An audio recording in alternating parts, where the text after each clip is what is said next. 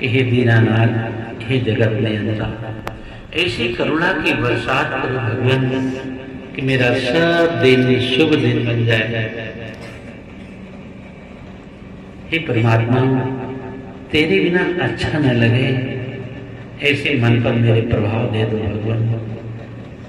कहते हैं जैसा चलाए वैसे तुम्हारी चाल हो जाए, तुम्हारी गति हो जाए, तुम्हारी अलग कोई आकांक्षा न रहे, ऐसे अंदर भाव बने, तुम्हारी कोई आकांक्षा संसार में रहे, जैसे वो चला भी इतना समर्पण हो जाए तो सच बताऊं तुम्हें संसार की कोई वस्तु कमी नहीं रहेगी। जहां मन लगा दोगे, अगर शिक्षा में लगाओगे तो ओतप्रोत हो जाओगे, किसी व्यवसाय में लगाओगे ओतप्रोत हो जाओगे, किसी बिजनेस को खड़ा करना चाहते हो तो शांत मन से खड़ा करोगे, अगर आप नौकरी करना चाहते हो तो कहते हैं जब तक अपना लक्ष्य नहीं प्राप्त कर लोगे तब तक आप स्थिर नहीं बैठोगे, बकवास नहीं करोगे, व्यर्थ का समय नहीं व्यतीत करोगे। ये बहुत जरूरी है। कहते हैं कि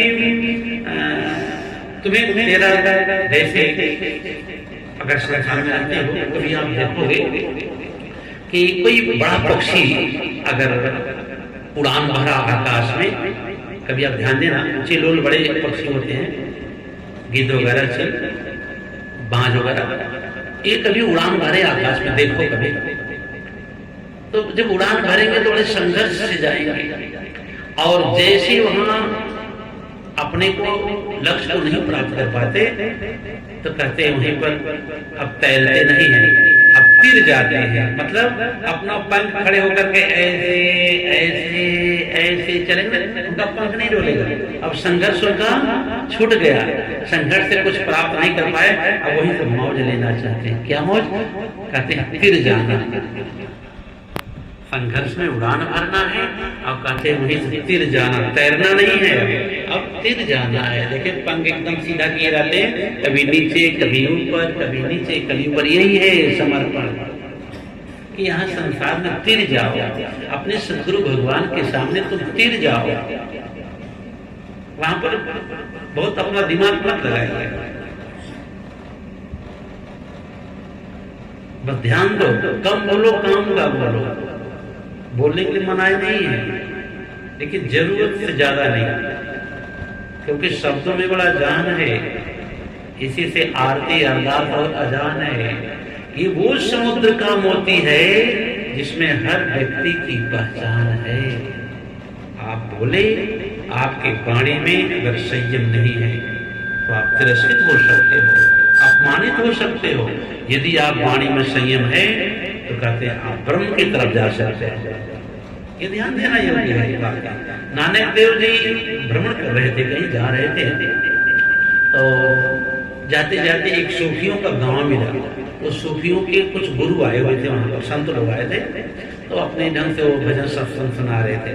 नानक देव उस रास्ते से गुजरे तो लोगों ने बताया कि और संत आए हुए यहाँ पर, तो वो सूफी के संत थे और नानक देव एक पेड़ के नीचे वहीं रुक रहे और रुक गए।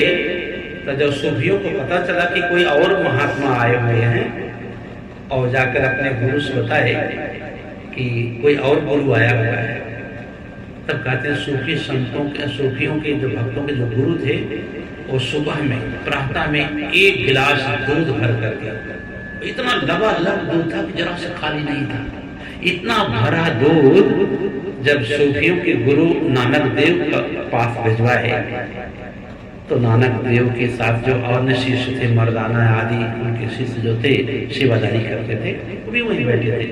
जैसे वो शिष्य लेकर के आया सूफियों का भक्त कोई, और नानक ने देखे कि वो गिलास जरा से खाली नहीं, एकदम लबालब भरा हुआ है। उन्होंने क्या किया कि पेड़ के नीचे झाड़ियों के पास तो बैठे ही थे, उन्होंने एक फूल उठाया और उसी गिलास में डाल दिया, जो दूध भरा था उसी में फूल डाल देते। फूल तो डूबेगा नहीं और फूल इतना हल्का है कि दूध को बहाएगा भी नहीं, उसी पर गिर गया, उसी पर गिर गया। भर करके नानक जी फिर वो वापस कर दिए। जब लेकर के वो चला गया भगत, तो नानक देव के जो शिष्य थे मर्दाना, आज बोले समझ नहीं पाए आप क्या कर रहे हैं, इतने आदर से दूध आया, अब आप एक फूल डाल करके वापस कर दिए, क्या मतलब था इसका? ये रहस्य का तो हम लोग नहीं जानते। भगवान गुरुदेव बताने की कृपा करिए। तब नानक देव ने कहा, देखो वो सूफियों के कोई गुरु आए हुए हैं और उनका कहना था कि आप यहाँ से चले जाइए, यहाँ जगह खाली नहीं है। दूध भरा एक संकेत था कि आप यहाँ से चले जाइए, एक संकेत देखो कि आप यहाँ से चले जाइए, यहाँ भरा हुआ, मतलब यहाँ कमी नहीं है संतों की। तो नानक देव क्या फूल डालकर संकेत करते हैं, ले जाओ अपने गुरु को दे देना कि मैं जो है फूल की तरह तिर जाऊंगा, भार नहीं बनूंगा, यहाँ किसी कोई अड़चन नहीं होगा, मैं फिर फूल की तरह तिर जाऊंगा, इस पर मतलब कोई भार नहीं होगा। कितना अच्छा जवाब दिए थे, ठीक ना? तो देवी और सज्जनों, यही करना चाहता हूं आप लोगों से कि भार मत बनो। जो भार बनता है वो अहंकारी होता है, वो संघर्ष के मार्ग पर है। जो निर्भर हो जाए, जो किसी को भार न लगे, तो कहते हैं क्या है, वही है समर्पण। वो समर्पण का पाठ सीखा हो, आप ऐसे वातावरण में रहो कि किसी को भार न लगे। इतना सहज, इतना सरल, इतना सम्यक दृष्टा बनो। कहते हैं उसको प्रकृति स्वीकार कर लेती है, उसको परमात्मा स्वीकार कर लेते हैं। तो जीना है तो ऐसे जियो, जीना है अति जीते हो तो जिंदगी की जीत पर यकीन कर, जिंदगी के जीत पर यकीन कर। अगर जीना चाहते तो ध्यान देना, जिंदगी जीतना है। यहाँ पर आए हैं, यहाँ पर तो जिंदगी जीतने आए हैं। जिससे जिंदगी को जीत जाओगे तो बार बार तुमको जन्म मरण के चक्कर में पड़ना नहीं होगा, बस मुक्त हो गया। कैसे? मतलब निर्भर हो गए, तब कोई भार नहीं। ये मानो का तो भार है ना, कितनी बड़ी जिम्मेदारियां हैं यहाँ पर, अपनों की, अपने की, रिश्तों की, संबंधों की, कितना जिम्मेदारियां हैं। कहते तब निर्भर हो जाओगे, ये ध्यान देना है। कहते यदि आप निर्भर हैं, समर्पण का आप पाठ पढ़ रहे हैं, अब कहते हैं निश्चितता का अनुभव करेंगे अगर निर्भर हैं तो। इतना नहीं, आपके जीवन में अभी और इसी समय क्रांति घट जाएगी। जिसके लिए इंतजार था जन्मों से, वो क्रांति घट जाएगी।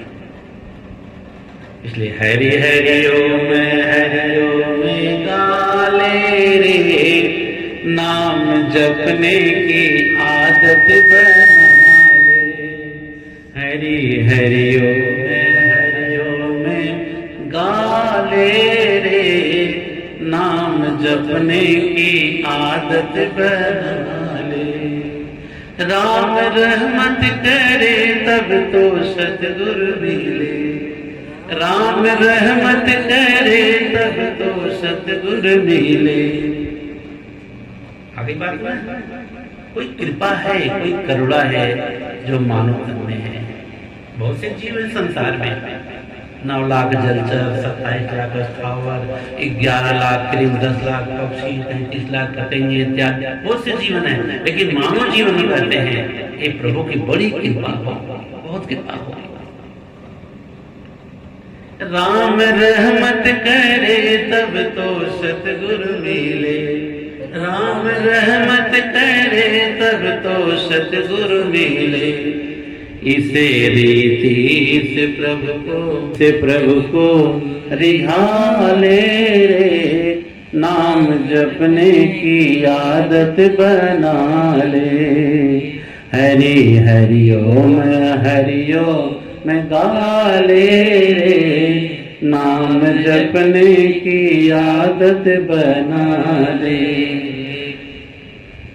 राम रहमत करे तब तो सद्गुरु मिले, राम रहमत करे तब तो सद्गुरु मिले। इसे रीति से गुरु को रिझा ले रे, नाम जपने की आदत बना ले। हरि हरि ओम गाले रे, नाम जपने की आदत बना ले। तन जिसने दिया इसका मालिक वही, तन जिसने दिया इसका मालिक वही, तो मुफ्त में रहे नाम जपता नहीं, तो मुफ्त में रहे नाम जपता नहीं। कुछ किराया ही, कुछ किराया ही इसका चुका ले रे, नाम जपने की आदत बना ले। हरि हरि ओम गाले रे, नाम जपने की आदत बना ले। जग रिझाने में जीवन गंवाना नहीं, जग रिझाने में जीवन गंवाना नहीं। एक पल भी गुरु को भुलाना नहीं, एक पल भी प्रभु को भुलाना नहीं। श्री सतगुरु को यूं ही रिझा ले रे, नाम जपने की आदत बना ले। हरि हरि ओम गाले रे, नाम जपने की आदत बना ले। श्री सतगुरु को यूं ही रिझा ले रे, नाम जपने की आदत बना ले। नाम जपने से मंजिल को पा जाएगा, नाम जपने से मंजिल को पा जाएगा। प्रेम करने से मंजिल को पा जाएगा, प्रेम करने से मंजिल को पा जाएगा। ध्यान करने से सतगुरु नजर आएगा, ध्यान करने से सतगुरु नजर आएगा। तू घड़ी भरी गोता लगा ले रे, नाम जपने की आदत बना ले रे।